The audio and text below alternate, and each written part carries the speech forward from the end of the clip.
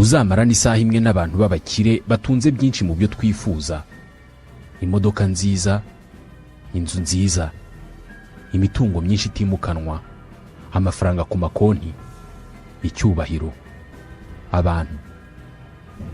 Nubwo mwamarana iminota mike, ntabwo uzabura kubona ko asa n'uhangayikishijwe no kubona ubundi butunzi bwiyongera ku bwo afite. Buri kanya telefoni zivuga ku buryo yabona andi mafaranga, ibiganiro byuzuyemo imishinga ibyara izindi nyungu. Uzajya muri supermarché cyangwa se irindi soko rinini, ubundi ugende witegereza abantu mu maso. Uzasoma umuhangayiko mu ndoro zabo. Bose bararangaye, barimo barashakisha ibyo bagura. Ndabasuhuje, nitwa Ismael Mwanafunzi. Twebwe abantu, icyifuzo cya mbere cy'ubuzima bwacu ni ugutunga. Kuba hari ibintu ufite. Hari ikibazo kimwe: hari ikintu ushobora gutunga utagikuye mu biganza by'undi.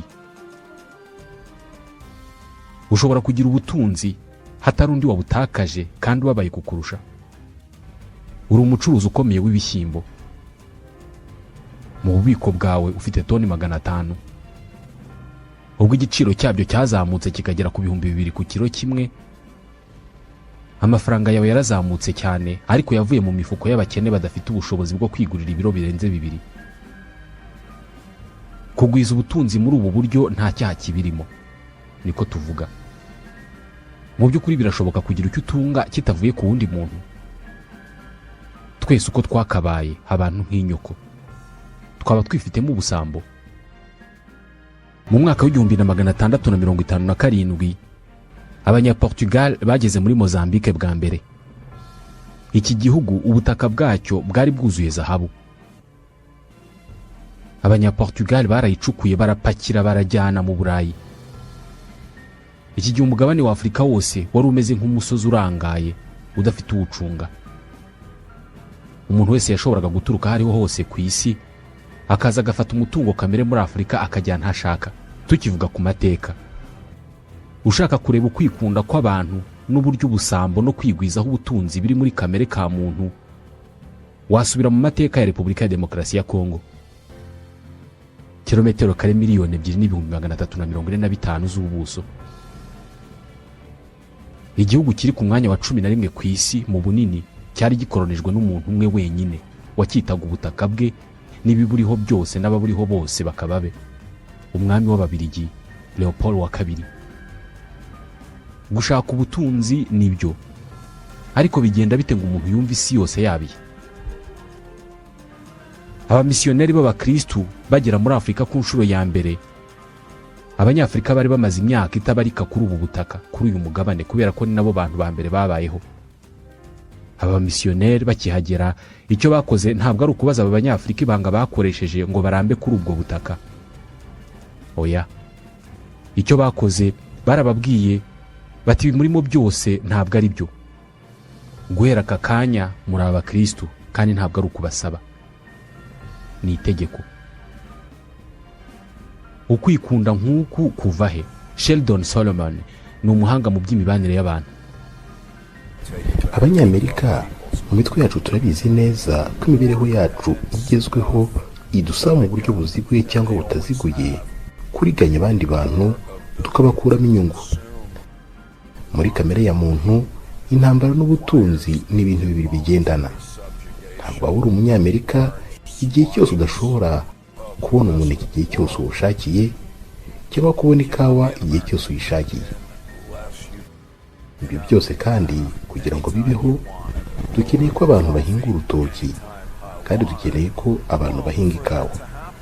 Niyo mpamvu twohereza abasirikare bacu cyangwa se tukajya gutangizayo ubucuruzi bwacu.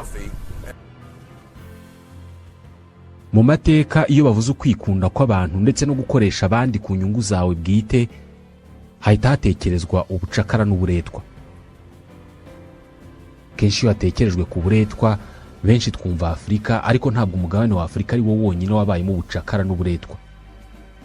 Ibihugu byinshi by'Abarabu nabyo byagize abacakara mu myaka yashize, n'uyu munsi bimwe biracyabafite. Mu Burayi, muri Amerika n'ahandi, n'uyu munsi haracyari abantu batwara abandi babaguze cyangwa se babatwaye mu bundi buryo, bakabakoresha uburetwa. ni twebwe nyamaswa zonyine mu isanzure ryose zifite ubushobozi bwo gukora ibintu nk'ibi ngibi. wabonye urwego tugezeho mu kwishimisha, urwego tugezeho mu kubaka ikoranabuhanga n'ibikorwa remezo bitworohereza ubuzima mu buryo butari bwarigeze kubaho kuva isi yabaho. nuko bati nimuze twiyubakira umujyi n'umunara ukora ku ijuru, maze izina ryacu ribe ikirangirire, kugira ngo tutazatatana ku isi hose. uhoraho aramanuka aza kureba uwo mujyi n'uwo munara bene muntu bubakaga. nuko uhoraho aravuga ati dore bose hamwe bari mu muryango umwe, bafite n'imvugo imwe. ubwo batangiye gukora biriya, nta wundi mugambi uzabananira. reka tumanuke maze ururimi bavuga turusobanye, hatazagira uwongera kumva icyo ndavuze. nuko uhoraho abakuraho, abanyanyagiza ku isi hose, ibyo kubaka wa mujyi barabireka. mu nkuru yo muri Bibiliya ivuga ku byo kubaka umunara w'i Babeli mu gitabo cy'Intangiriro umutwe wa 11 guhera ku murongo wa 2, abantu bashakaga kubaka umunara muremure ugera ku ijuru. Imana yabahaniye uku kwigerezaho, inyuranye indimi zabo bananirwa kumvikana. umunara w'i Babeli ushushanya ukwishyira hejuru n'umurengwe w'abantu ku rwego bashaka kugerageza ibintu bishya batari barigeze bagerageza. abemera batekereza ko iyo abantu batangiye kwifata nk'Imana, ibintu bibi biba bigiye kubabaho. kwishyira hamwe kwacu abantu nk'inyoko niko kwatugize ibitangaza. niyo mpamvu twubaka imihanda, ibitaro, amashuri n'ibindi bikorwa remezo tubikuye mu mafaranga duhuriza hamwe mu byo twise imisoro. ikibazo ni uko 8% by'amafaranga yose akorerwa ku isi ajya guhishwa mu bihugu byorohereza abanyereza imisoro. aya ni miliyari 5,000 z'amapawundi. buri mwaka leta z'ibihugu zihomba miliyari 700 z'amadolari y'Amerika agendeye mu misoro abantu banyereza. abantu bakoreye amafaranga menshi cyangwa se bibye amafaranga menshi bahindura imibare yayo bakoreye cyangwa se binjije n'ibyo bayakoreyemo, cyangwa se bakanahimba amazina y'ibigo bitabaho kugira ngo bagaragaze ko udufaranga duke bavuga ko bafite twavuye muri ibyo bigo cyangwa se ibyo bikorwa by'abaringa. umva iyi nkuru. muri Amerika y'Epfo mu majyepfo ya Cuba hari ibirwa bito byitwa Kayima, bituwe n'abantu 66,000 babaho ubuzima busanzwe bw'abaturage babyuka bishakishiriza, ariko ibi birwa birimo amafaranga atagira ingano. ni ibirwa bisurwa na ba mukerarugendo batagira ingano, ariko abenshi muri bo ni abanyapolitike bakomeye, abacuruzi bafite ibikorwa bipima miliyari z'amadolari, ibyamamare mu mikino no mu myidagaduro, ndetse n'abandi bantu bakorera amafaranga menshi cyane. aba bantu ntabwo bajya hano bagiye gusura inyanja no kureba ibyiza nyaburanga biri muri Kayima, ahubwo baba bagiye kubitsa amafaranga yabo. ibi birwa biri mu byo bita paradis fiscal cyangwa se tax havens. mu mategeko y'ibi birwa nta musoro ubaho ku mafaranga umuntu yakoreye mu mahanga, kandi banki zaho zigira ibanga rikomeye. ikindi ni uko bafasha abantu guhimba kompanyi zitabaho kugira ngo bagaragaze ko ariho bakuye amafaranga. mu murwa mukuru w'ibi birwa witwa Georgetown hari imwe mu nzu izwi kurusha izindi zose zo ku isi, yitwa Agland House.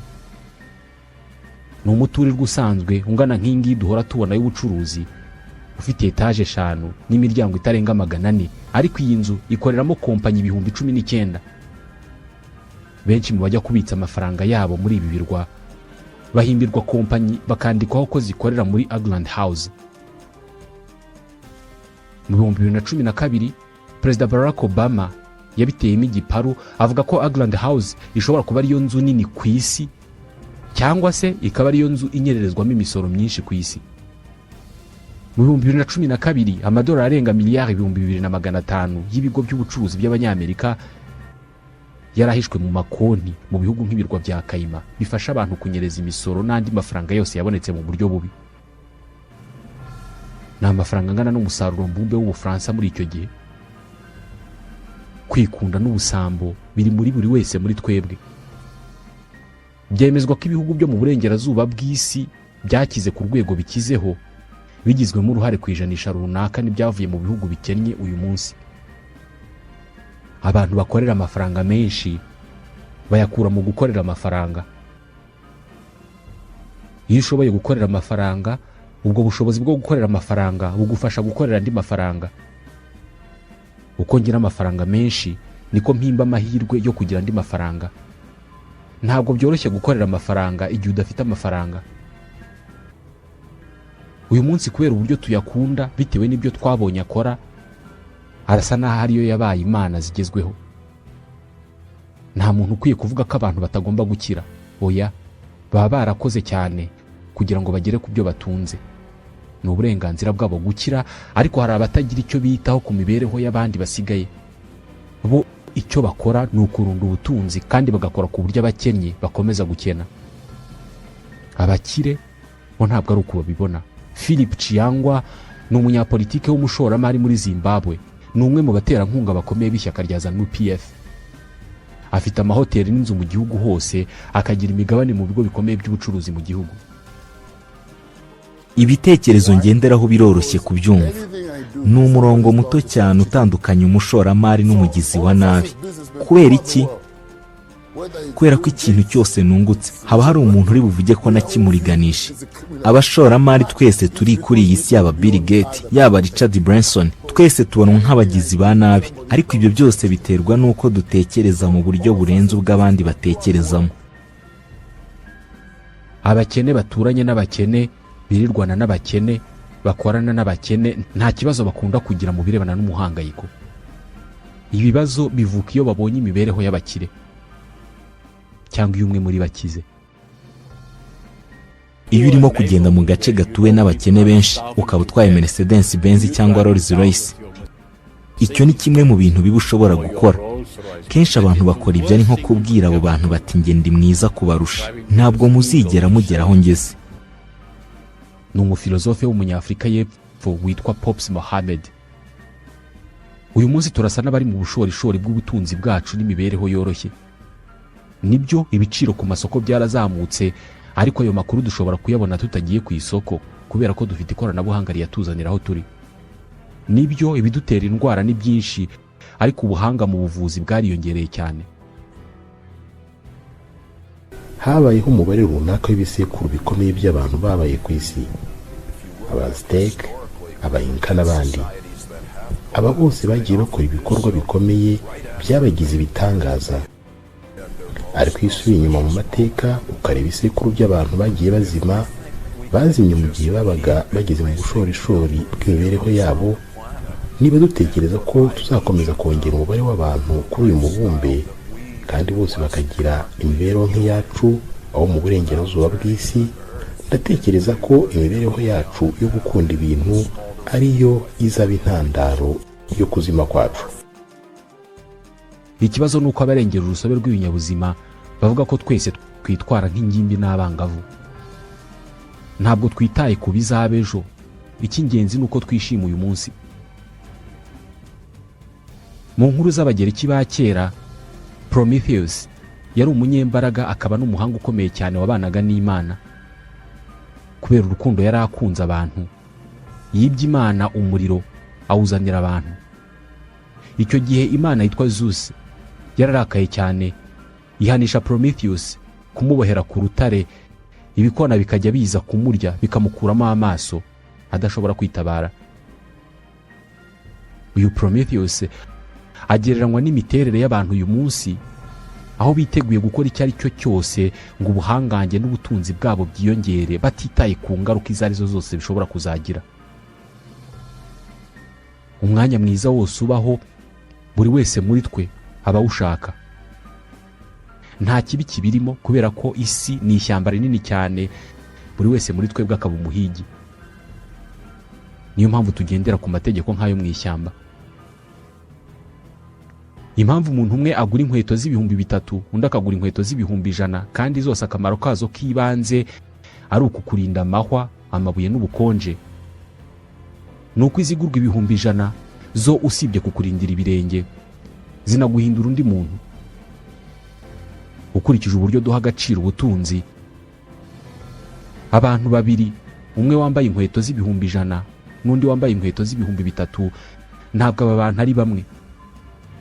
Muri make ibihumbi 100 wishyura kugira ngo baguhe inkweto ntabwo ari inkweto zonyine ubuguze, ahubwo ubu naguze isura nshya, statut social. Ubuguze uko abantu bazajya bakubona nuko bazajya bagufata, kubera ko bose inkweto z'ibihumbi 100 barazizi ndetse n'iz'ibihumbi 3 barazizi. Iz'ibihumbi 3 benshi barazifite. Ntabwo ari byiza kumera nk'abandi bose. Ni uburyo bwo kugaragaza urwego umuntu arimo ugereranije n'urw'abandi barimo. Umuntu afatwa neza hatarebwa ikimurimo imbere, ahubwo hagendewe ku buryo yambaye, hagendewe ku buryo agaragaza ko atunze. Uko wigaragaza bituma abantu babona ko ukize kurusha runaka, kandi uko ukize kurusha runaka niko ufite ubudahangarwa bukurinda urupfu ugereranije n'abandi baturage bari hafi aho. No mu rusengero batwicaza mu myanya no ku ntebe zitandukanye bitewe n'amafaranga n'icyubahiro dufite. Ibi bigendana n'imiterere yacu yo gukunda intwari. Dukunda umuntu ufite akantu arusha abandi kandi wamenyekanye kuri ako kantu, niyo byaba ari ukurya byinshi mu gihe gito. Upfa kuba ubirusha abandi kandi abantu bakaba babikuziho. Mu by'ukuri ubutunzi buhagije bungana iki? Birashoboka ko ubutunzi butabaho. Nanone mu nkuru zo mu Bugiriki bwa kera havugwa inkuru y'umwami witwaga Midas. Midas kubera gukunda ubutunzi yasabye Imana Dionysos kumuha ubushobozi bwo guhindura zahabu ikintu cyose azajya akoraho. Icyifuzo cye cyarasubijwe, maze icyakozeho cyose kigahinduka zahabu. Apfa kuba yagikozeho gusa, niyo byaba ibyo kurya cyangwa ibyo kunywa. Inkuru z'umufilozofe Aristote zivuga ko Midas yishwe n'inzara kubera ko ibyo yakoragaho byose byahindukaga zahabu. Zahabu yari y'igiciro kimwe n'uyu munsi, ariko ibi ngibi bihita bigaragaza uburyo aka gaciro kayo atari agaciro mu by'ukuri. Ntako twayihaye, ni nk'amafaranga. Ibintu bifite agaciro ka nyako ntabwo bigurwa, bibonekera ubuntu. Ni ibintu 4: amazi, ubutaka, umwuka, umuriro. Ibi nibyo bintu byonyine umuntu akeneye kugira ngo abeho. Niyo waba udafite amafaranga ariko ufite ibi ngibi wabaho: amazi, umwuka, ubutaka, umuriro. Ibi ni nabyo byavuyemo ibindi byose biri ku isi. Nta kintu na kimwe kiri ku isi kitavuye muri ibi. Ibi byose kandi ni ubuntu, ntabwo bigurwa, bivuze ko udashobora kubibura. Nibyo unywa amazi uguze, ariko nzi abantu benshi banywa amazi bataguze.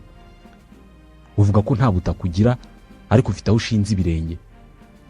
Nk'uko uhumeka ntawo ukwishyuza. Umuriro wota uva mu kibiriti waguze, ariko nawe wawikorera. Mu by'ukuri ibintu bifite agaciro binatubeshaho ntabwo bigurwa, kandi nta na kimwe kitava muri ibi. Inkuru ya Midas yo kwifuza guhindura zahabu ikintu cyose akozeho ntabwo itandukanye n'inkuru y'amafaranga uyu munsi. Nzi abantu yakwemera gukurwaho kimwe mu bice by'umubiri we kugira ngo ahabwe amafaranga. Abazi gukora imibare babara ko iyo utunze miliyari y'amadolari, ubwo ni miliyari 1000 z'amanyarwanda, ubu ushobora kubaho imyaka 273 udakora, utinjiza irindi faranga na rimwe, kandi buri munsi ukarya miliyoni 10 z'amafaranga y'u Rwanda. Ni bangahe muri twebwe bashobora kubaho imyaka 273? Ntabwo barenga 0. Ufite miliyari 1 y'amadolari, ni ukuvuga miliyari 1000 z'amanyarwanda, ubu ushobora no kurya miliyoni 30 z'amanyarwanda buri munsi, bitewe n'uko utazigera ubaho imyaka 200. Nyamara abantu barakomeza bagakorera ndi. Uyafite wese akubwira ko ashaka ndi. Gusa nanone kuyakorera kwabo niko kubafasha gutanga imisoro, bityo amafaranga yabo natwe tukaryaho. Kongera ubutunzi niyo nzira baturangira ko ari y'ubusamo itugeza ku byishimo n'umunezero. Ikintu cyose uguze ku isoko bakubwira ko uguze umunezero. Twese twirukira ikintu cyose dukeka ko gitanga umunezero. Buri mpera z'icyumweru ku isi yose ni ibirori bishorwamo miliyoni z'amadolari. Buri mugoroba ni ibisindisha bikaze, abantu bashakisha hariho hose haba hari igitonyanga cy'umunezero. Benshi muri twe bafite umwenda bamaze imyaka batambara, ariko gutekereza ko uwo mwambaro ari uwawe kandi uhari bitanga umunezero utagira ingano. Uwo mwambaro utunze uguha umunezero. Uramutse uwubuze agahinda kakwegeka. None ubwo uwo mwenda ni wowe uwutunze cyangwa ni ugutunze? Uwo mwenda si uwawe, ahubwo wowe uri uwo mwenda. Uyu munsi aho turi hose haba hari ubutumwa buturemamo ibyifuzo by'ibidashoboka n'ibyifuzo byo kugura ibindi bintu. Umwaka umwe ibigo by'ubucuruzi byo ku isi yose byishyura miliyari 400 z'amadolari mu kwamamaza ndetse no kutugurisha inzozi. Imbuga duhuriraho turi benshi zuzuyeho abantu beza, bavuga neza, bambara neza, barya neza kandi bazi ubwenge.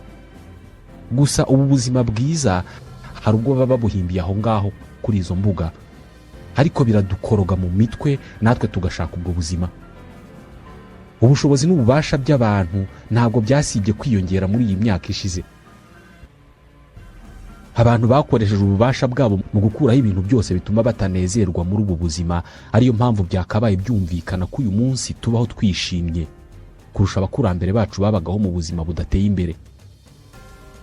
Gusa nanone birasaba kubanza gutekereza uburyo abantu babonye ububasha n'ubutunzi babukoresha. Babukoresha mu buryo utakwizera ko buri gihe iterambere rizana umunezero. Hari abahanga mu mibereho n'imibanire y'abantu bavuga ko ububasha n'ubutunzi byangiza imibereho n'imibanire y'ubifite n'abandi. Uko abantu bagenda bagera ku iterambere, niko imibiri yabo irushaho gutandukana n'imibereho karemano abantu bakabaye bafite. Imibiri n'ibitekerezo by'abantu biremye mu buryo baba bahigi. Kuva ku kuba bahigi bagahinduka abahinzi, ubundi bagahinduka abanyenganda, byabasunikiye kubaho ubuzima butari umwimerere. Bisa n'ibisobanuye ko nta kintu na kimwe gishobora kuba ku muntu uba mu muturirwa ushashagirana ngo kimushimishe bigere ku rwego rw'ibyishimo abantu bo mu myaka 70,000 bagiraga iyo babaga babonye umuhigo uhagije kandi mwiza. Buri terambere ryose tugezeho rirushaho kutwongerera agahinda kivanga n'ibyishimo rituzanira. Twahoze tuvunwa n'ingendo twakoraga tujya kureba abantu bacu batuye kure igihe hari hatarabaho telefoni zigendanwa. Ubu zaraje, ariko twirirwa turizwa nuko zitumazeho ubumuntu, ngo abantu ntibagisurana ndetse ngo zigisha abana bacu imico mibi. Hari inyandiko nyinshi zivuga ku iterambere ry'imibereho yacu, zivuga ko ibyumviro by'imibiri yacu byatakaje ubushobozi bwo gukora ugereranije n'iby'abantu babayeho mbere yacu. Abantu ba kera babagaho mu gihe bagezemo, bakabaho bitondera amajwi, impumuro, uburyohe n'ibindi kubera ko nibyo byababeshagaho. Twebwe dufite ibintu byinshi biturangaza ku buryo ibyumviro byacu bitagishobora kugira amahitamo. Iyo ugiye mu iduka rigezweho cyangwa se supermarché yuzuye amagana y'amoko y'ibicuruzwa, icyo uhisemo cyose mu mutwe wawe haba hari ikintu kikubwira ko icyo utahisemo gishobora kuba aricyo cyiza kurusha icyo watahanye. Icyo wahisemo nacyo niba ari ikiribwa, ukirya wicaye imbere ya televiziyo cyangwa se telefone utitaye ku buryohe bwacyo. Turi mu isi itworohereza kutanyurwa. Amarangamutima akomeye kandi abantu bose bahuriyeho ni ugushaka umunezero no guhunga umubabaro. Ibitekerezo byo gushaka umunezero nibyo soko y'ukubogama kose kuba mu mutwe wa muntu. Imyaka 500 ishize yabaye impinduka nyinshi z'iterambere ku buryo ubuzima bw'abatuye isi bwabaye bwiza cyane kurusha ubw'abakurambere bacu. Ubukungu bw'isi bwarazamutse cyane ku buryo benshi mu batuye isi uyu munsi bafite ubutunzi abakurambere bacu bumvaga mu migani. Inganda na siyanse byahaye abatuye isi ububasha burenze ubushobozi bw'ibindi binyabuzima byose byabaye kuri iyi si. Indwara nyinshi twamaze kuzitsinda kandi ikoranabuhanga ryakoze ibikoresho biduha ububasha burenze kure ubushobozi kamere bw'umuntu. Uyu munsi umubare munini w'abatuye isi bafite ibyago byo kwicwa n'ibiryo kurusha kwicwa n'inzara. Mu 2016 isi yari ituwe n'abantu 1,900,000 bafite umubyibuho ukabije. Abashonje bari 854,000,000. Mu batubanjirije bose nta bigeze baba mu isi irimo ubutunzi, ubuhanga n'ubuzima bworoshye nkatwe. Ariko se nitwe twishimye kubarusha?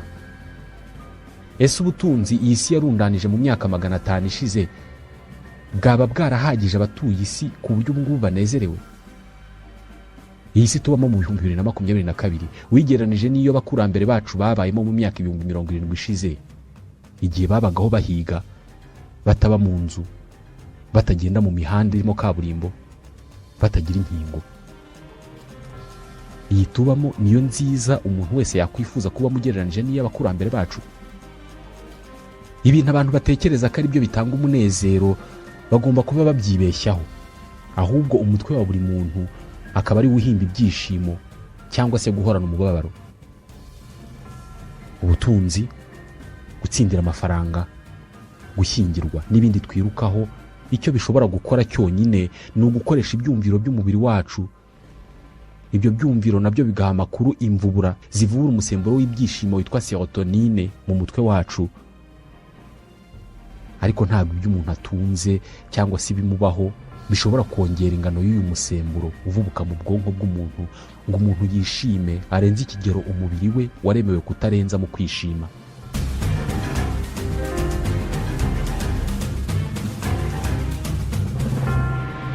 Umuntu umaze imyaka 10 atunze imodoka nziza, buri gihe uko ayikubiseho amaso ahita yishima. Yamaze kuba ubuzima busanzwe. Gereranya umuturage wo mu gihugu nk'Ubufaransa mu mwaka wa 200 n'Umufaransa w'uyu munsi ukora muri imwe muri banki mpuzamahanga zikomeye. Umuturage wo mu mwaka wa 200 yabaga mu karuri kagundagonze, gasakaje ibyatsi, gashobora kuba gaturanye n'aho ajugunya imyanda n'aho yituma.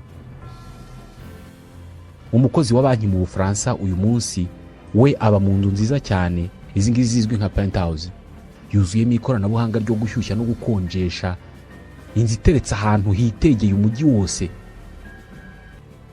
Ibyakabaye ari ibisanzwe nuko uyu munyamabanki yakabaye yishimye cyane kurusha umuturage wo mu mwaka wa 200. Gusa abahanga mu by'imitekerereze n'imibereho y'abantu bemeza ko inzu y'akataraboneka, ikoranabuhanga yirimo cyangwa se akaruri kagondagonze atari byo bigena uko umuntu yiyumva mu buzima bwe. Igihe umuturage wo mu mwaka wa 200 yuzuzaga akaruri ke, akabona uburyo azajya araratarwana n'impyisi kandi adakonje, ubwonko bwe bwahise buvura umusemburo w'ibyishimo wa serotonine, bugeza ku kigero runaka arishima cyane kubera ko yari yujuje inzu, yari intsinzi kuri we. Mu 2022 wa munyamabanki nawe yishyuye ikiguzi cya nyuma cy'inzu ye y'akataraboneka mu murwa mukuru Paris. Nawe ubwonko bwe buvura umusemburo wa serotonine bugeza ku gipimo runaka cy'ibyishimo ndetse akoresha ibirori. Gusa ibyishimo by'aba bantu byombi ni bimwe, bose biyumvise kimwe. Icyo ubwonko bureba ni ukumenya niba hari ikintu kibaye gituma buvubura umusemburo w'ibyishimo, kandi iyo umusemburo uvubutse uza ari umwe. Haba ku muntu utsindiye miliyoni y'amadolari yari asanzwe atunze 500 by'amadolari, cyangwa se umuntu hawe 200 by'amanyarwanda atarigeze atunga 50. Ibi byishimo ni bimwe. Abafite imyizerere irimo gutera imbere uyu munsi yitwa minimalism, yo kudatunga ibintu byinshi badakeneye kandi bagakomeza kubaho, batekereza ko mu by'ukuri abantu badashimishwa cyangwa se ngo bashamadukira amafaranga utunze, imodoka ugendamo, inzu utuyemo. Ahubwo ikibashishikaza ni ikikuvamo kijya kuri iyi si cyangwa se mu muryango mugari.